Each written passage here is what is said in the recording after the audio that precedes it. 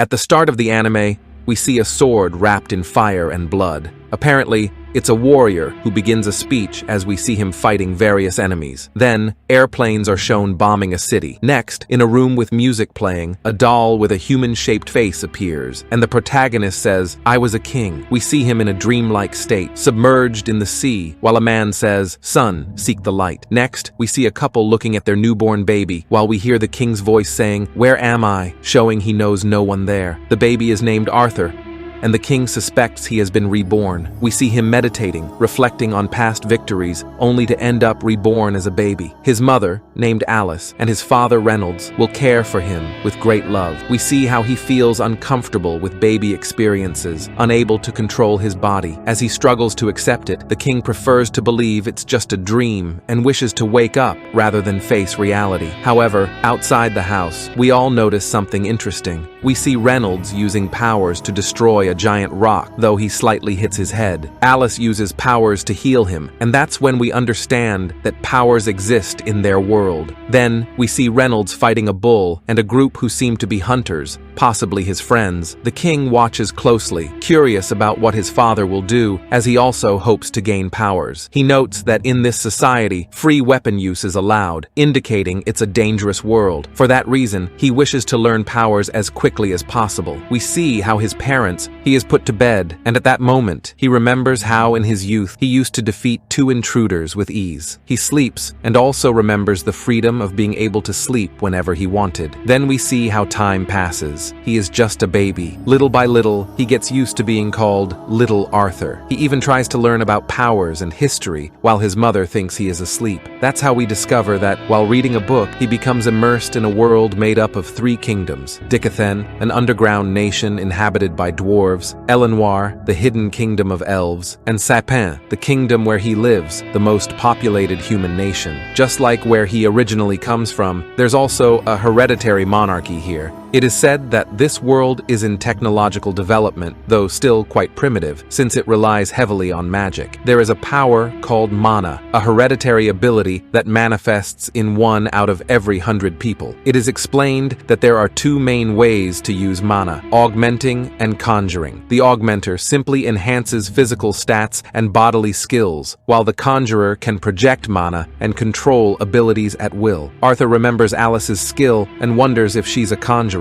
though according to him there must be exceptions. Mana is controlled by developing the mana core. Arthur mentions he knows a concept called Kai, which consists of controlling the center of vital energy, and that everything can be developed from that. He focuses to unlock mana, but his mother interrupts him to change his diaper. Meanwhile, his mother writes in her diary about how much she loves her son, though she has never seen him smile. Then we see him training with a stick, although his mother does not like the idea. She comments that he hasn't even learned to walk properly for them to be teaching him how to use a sword.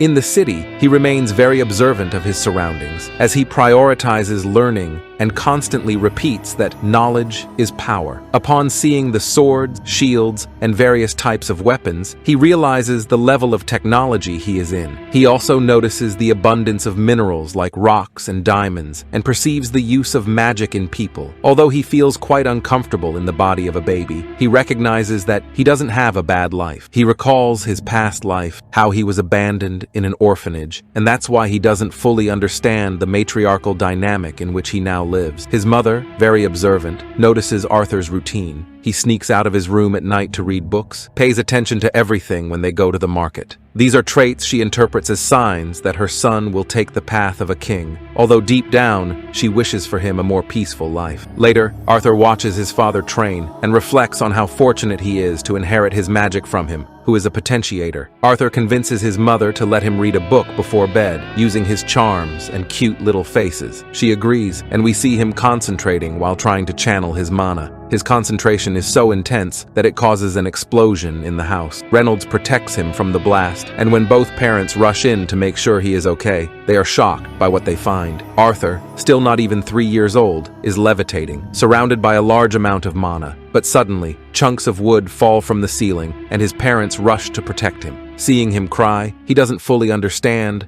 what he is feeling. He never had a family in his past life, so he doesn't know what parental love is. However, experiencing that genuine care and affection moves him deeply. and he breaks down in tears, touched by the love he had never received before.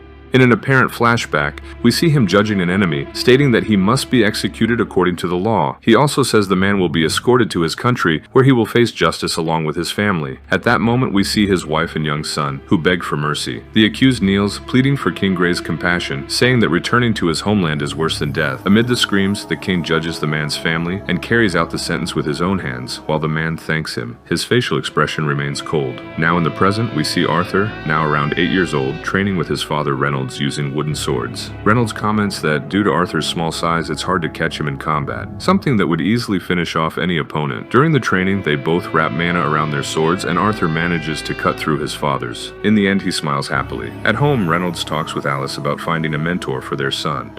Although she disagrees, he makes her see the truth. Arthur would learn much more with a teacher given his great talent. Alice offers to teach him her own type of magic, but it's different from his, since Arthur was able to pierce a sword with reinforced mana at such a young age. That's why he needs a mentor to channel that power. Alice cries, since finding a trainer would mean moving to another city. In his mind, Gray reflects that emotions sometimes cloud judgment, and he suggests a third option. We see the boys speaking, asking if they can all go together. The next day, he presents himself before a group of warriors and tells them they probably don't remember him, since he was very young, but he clearly remembers them. They are the Twin Horns, the group Reynolds and Alice used to belong to. Everyone greets him warmly, except for Jasmine Flamesworth. Then they leave the city. While riding in the carriage, Arthur complains about how primitive the transport is, remembering that in his era, technology was very advanced, even with airplanes flying overhead. Still, he admits that this world is not without its charm. They are heading to a city called Xyrus and stop somewhere to eat, when suddenly a group of wolves appears to attack them. Arthur reflects that in this world, danger is always lurking. We then witness the group's combat abilities. Adam, Helen, and Jasmine are augmenters, while Angela and Durden are conjurers. Later that night, during dinner, Arthur notes that he shouldn't expect comfort, even though the journey has just begun. Alice notices that Reynolds has a small wound on his right arm, and just before she starts to heal him, the others quickly take up strategic positions. Arthur tells us that Alice possesses a special kind of magic called an emitter, with healing powers. Since she's a special type of mage, she has to keep a low profile, as this could make her a target. That's why the others take positions to shield her from view, and also why she and her husband lived in the countryside, to remain anonymous. Finally, the group's leader tells Reynolds he's going to train a little with his son. Before the training begins, our protagonist notes that it probably won't be easy,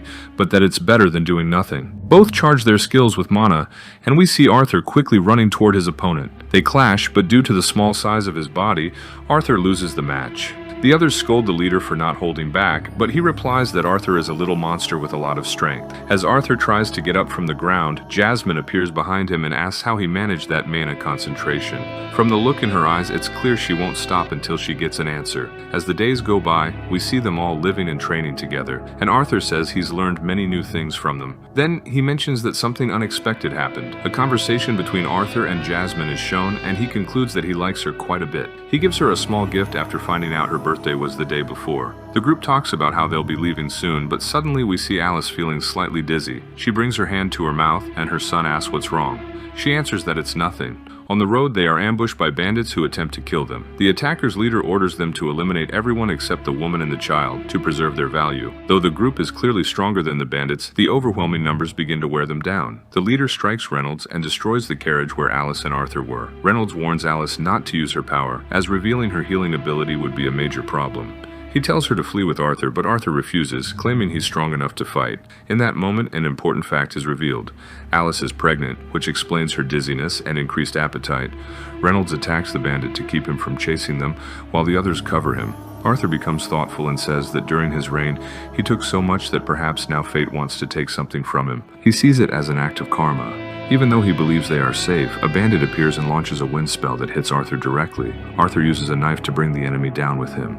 Though the others try to rescue him, they can't reach him in time. We see King Gray saying that, although he didn't gain anything, he feels fulfilled, because now he understands the feeling of the man at the beginning of the chapter, the one who begged for mercy for his family. He finally comprehends the lack of hesitation in sacrificing oneself for loved ones. As he falls, tears in his eyes, he says he wishes he could have been a big brother. If you made it to this part of this video, comment the word Anigoat, subscribe, and remember, I upload 3 videos daily. I'll be waiting for you in all 3.